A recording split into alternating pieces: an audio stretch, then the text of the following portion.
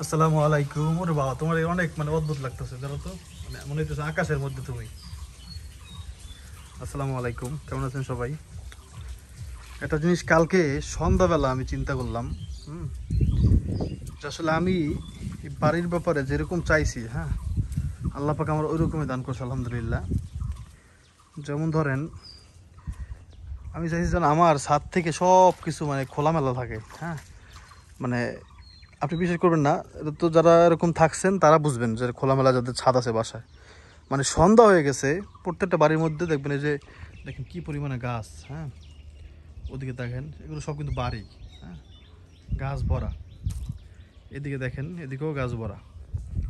তো আমার একটা ইচ্ছা ছিল যে আমার বাড়িটার সন্ধ্যাবেলা একবার অন্ধকার হয়ে যায় সব বাড়ি। ভিতরে ঢুকলে আপনি দেখবেন মনে হবে যে অন্ধকার, গ্রামের বাড়ির সন্ধ্যাবেলাটা হচ্ছে অন্ধকার একবারে, হ্যাঁ। কিন্তু আমি ছাদে যখন আসলাম একবার সন্ধ্যা একবারে অনেক সব ওদিকে এই বাড়ির মধ্যে এই যে আশেপাশের যে বাড়ি, এই বাড়ির মধ্যে দেখা যায় না কিচ্ছু, এরকম লাগতেছে, হ্যাঁ।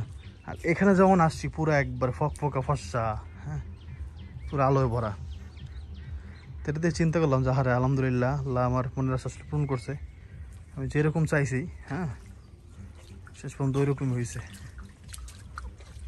আমাদের টাইসন বক ধরতে চায়, বক। ওই যে টাইসন ওইখানে লুকে আছে, গাছে হচ্ছে বক। দেখবেন কই গেল, কই গেল, রেন্টি গেছে, পলাইছে বক।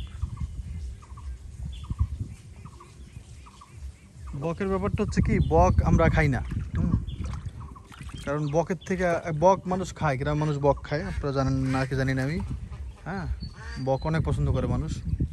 তা আমি বক পাইছিলাম, বক ছেড়ে দিছি। একে তো হচ্ছে এটা হচ্ছে একবারে বাংলাদেশের আইনে নিষিদ্ধ, হ্যাঁ। কেউ করতে পারবে না, বক খাইতে পারবে না, হ্যাঁ। এটা হচ্ছে পাখি, যেহেতু বন্য পাখি, এটার জন্য খাওয়া নিষিদ্ধ। যাই হোক, আর হচ্ছে গ্রাম মানুষ খায় কিন্তু আমরা খাইতে পারিনি। আমাদের একবার একবার রান্না করছিল ওই একটা লোক, তো দিছিল খিচুড়ি, হ্যাঁ। তো ওটা কেমন একটা অতিরিক্ত একটা মাংসের স্বাদ না, হ্যাঁ। মাংস তো আপনারা যেমন চিকেন খান, হ্যাঁ, চিকেনের মুরগির মাংস, মুরগির মাংস কিন্তু অনেক মজা। তো মুরগির মাংস চাইতে এই মাংসটা হচ্ছে বেশি মজা, হ্যাঁ।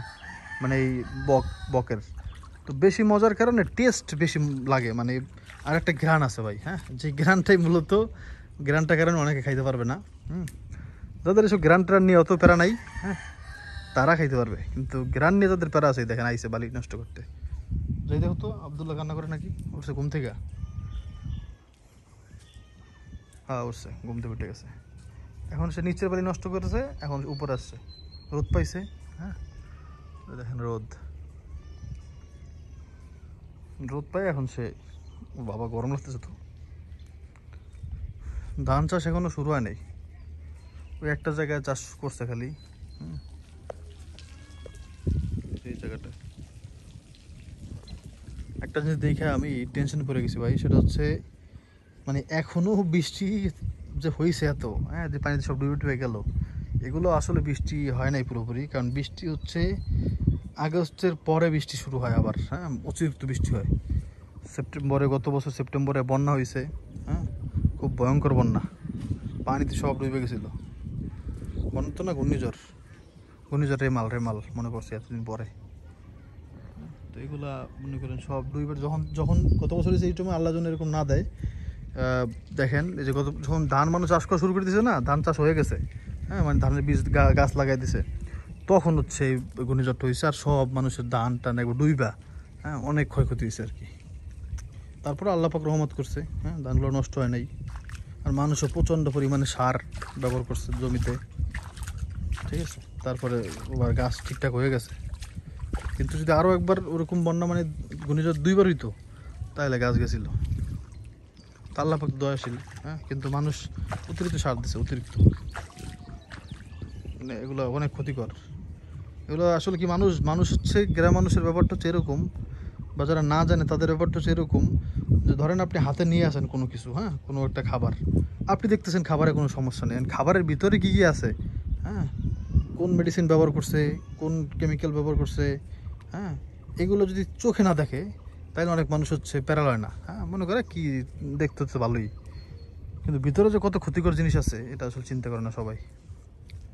যাক আলহামদুলিল্লাহ, আল্লাহ পাক মনের আশা পূরণ করছে একেবারে সব। মানে এখানে বসলে পুরো আকাশ, খোলা আকাশ। এরকম যাদের বাড়িতে আছে, হ্যাঁ, তাদের এমন হয় না যে বিল্ডিং আছে চারপাশে, মাঝখানে নিজের বিল্ডিংয়ে মানে কেমন যেন লাগে, হ্যাঁ। তো ওই জিনিসটা একটু ইয়ে আছে। যেমন ধরেন আমরা যদি এই বাড়িটা 2 তলা করতে পারি, মানে অবশ্যই তো করবো ইনশাআল্লাহ, আল্লাহ পাক যদি দয়া করে, তাহলে কিন্তু যেমন ধরেন এখন এইখানে যদি আমরা ঘুমাই থাকি কথার কথা ছাদে, তাহলে পাশে পাশে যে গাছগুলো আছে, এই গাছগুলায় উঠলে কিন্তু আমাদের দেখতে পাবে, হ্যাঁ। কেউ যদি উঠবেই, তাই না? নারকেল গাছ উঠবে, এই গাছ উঠবে, ওই গাছ উঠবে। কিন্তু যদি আমরা 2 তলা করতে পারি, তাহলে ওই গাছের সমান সমান হয়ে যাবে, হ্যাঁ। তো গাছের সমান সমান হইলে তো আর উপরতলায় মানে উপরের ছাদে দেখা যাবে না কিচ্ছু, একবারে রিল্যাক্স, যদি আল্লাহ দয়া করে, হ্যাঁ। নাইলে এমন নিতে পারে যে ঠাডা পরে মরে গেলাম, বজ্রপাত। সবই আল্লাহর দয়া, সব আল্লাহর ইচ্ছা। অনেক মানুষ দেখবেন যে বৃষ্টি থাকে কিচ্ছু হয় না। অনেক মানুষ একবেলা বিজলি জ্বর এসে যায়, হ্যাঁ। তো আল্লাহ পাক কার জন্য কেমন কি রাখছেন এটা আল্লাহ পাক ছাড়া কেউ জানে না। তবে যদি নিজের ইয়েগুলো খুঁজে রাখতে পারে, বুঝতে পারে যে আমার এটাতে আমার শরীরের সমস্যা, তাহলে তার জন্য দুনিয়াটা সহজ হয় একটু, হ্যাঁ। অনেকে জানে যে আমি বৃষ্টিতে ভিজলে আমার জ্বর হবে, তারপরে সে ভিজবে, হ্যাঁ। এটা আপনি তো জানেন ভাই, আল্লাহ আপনার জানাইছে, তারপর আপনি কেন বুঝলেন? এই দোষটা কার, তাই না? এটা অনেকে বুঝতে চায় না। আপনি কে? ছাদে তো অনেক রোদ বাবা। হাত ধরো। ছাদে গিয়ে আপনি কি করবেন? টাইসন তো ঘুমাচ্ছে। না দুষ্টুমি না, আমি তুমি ফুটবল খেলবো, আসো। মারো।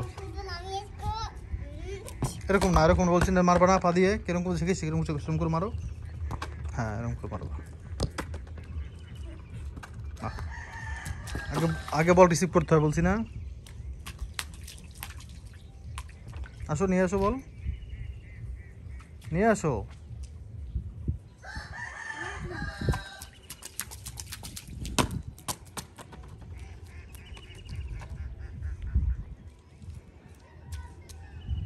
মারো, থাকা বল, থামাও, মারো। আমি যেমন দেখি সেরকম করে মারবা, আসো আমার কাছে মারো, আমার কাছে।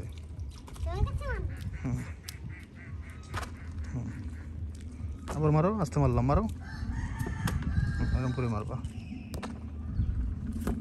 বাম পা দিয়ে মারো তো, এদিকে আসো তো। এরকম করে বাবা 2 পা দিয়ে খেলতে পারে, তুমি 2 পা দিয়ে খেলবা। যখন এই পায়ে আসবে তখন এই পায়ে মারবা, যখন ওই পায়ে যাবে তখন ওই পায়ে মারবা, বলো। এই দেখো বাবা মারে।